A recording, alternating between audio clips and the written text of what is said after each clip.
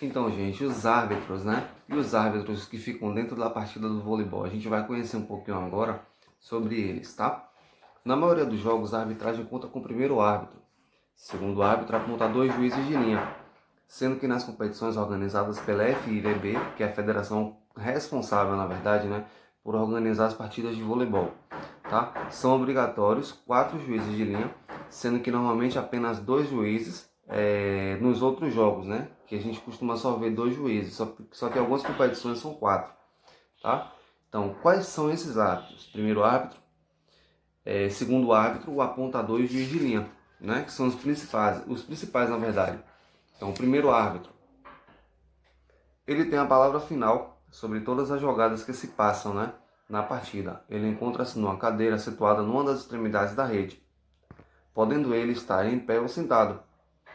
Segundo árbitro, ele encontra-se em pé na extremidade oposta ao árbitro principal e tem como função controlar o apontador, os tempos de falta, as invasões e se os jogadores estão nas posições corretas do rodízio, aquele que eu falei para vocês no sentido horário, ponteiro do relógio, tá?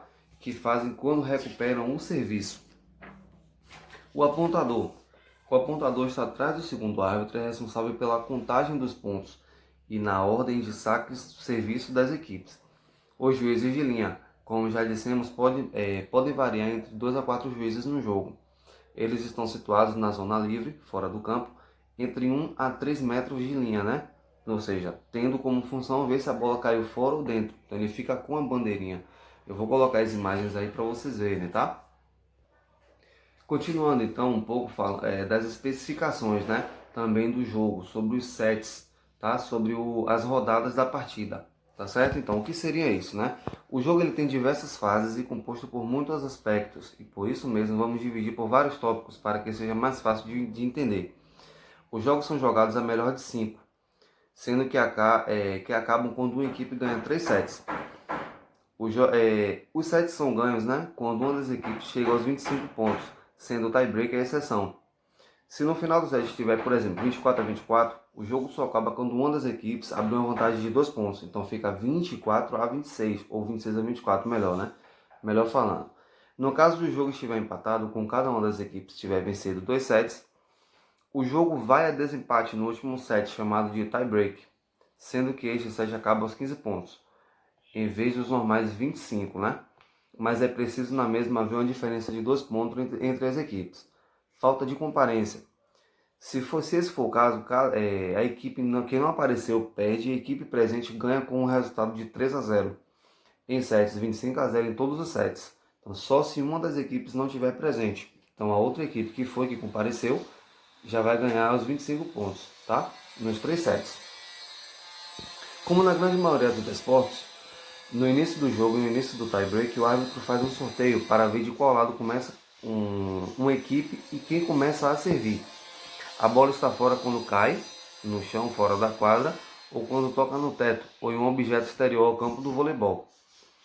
A bola pode ser jogada quando passa a linha de limite da quadra, desde que não toque no chão. Cada equipe é composta por 6 jogadores em campo e mais 6 reservas que estão no banco. A ordem definida no início é que decide a ordem de sua rotação no campo. Então, um pouco mais baixo aí eu vou explicar esse esquema aí da rotação também para vocês entenderem, né? A bola apenas pode ser tocada e nunca ser agarrada, ou de alguma maneira transportada por um toque mais longo, como se a bola ficasse agarrada na sua mão, sendo marcada falta pelo árbitro e ponto para a equipe adversária. Então a bola tem que ficar o tempo todo em rotação, gente. A gente não pode segurar a bola do voleibol no momento da partida, tá? A bola pode tocar na rede, sendo que deve ser recuperada antes que toque no chão e a contagem dos toques se mantém. O jogador tem até 8 segundos após o árbitro apitar para efetuar o saque, ou seja, o serviço, lançando a bola ao ar e golpeada com a mão, outra parte do braço. Então isso não pode acontecer, né? Então ele tem que ter o quê? Ele tem 8 segundos apenas para poder rodar a bola, tá? No momento que o árbitro apitar. Nenhum jogador pode fazer um ataque imediatamente ao serviço na zona de ataque, como por exemplo fazer um bloqueio, né? O bloqueio ele só pode ser feito no momento que a equipe for rebater a bola para o outro lado, tá?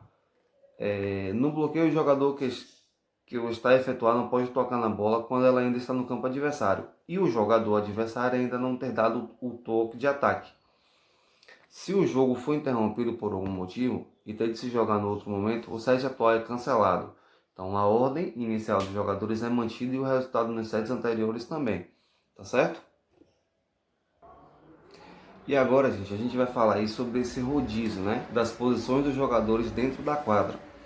As posições dos jogadores são numeradas da seguinte maneira como mostra na figura. Eu vou colocar em cima para vocês verem, né?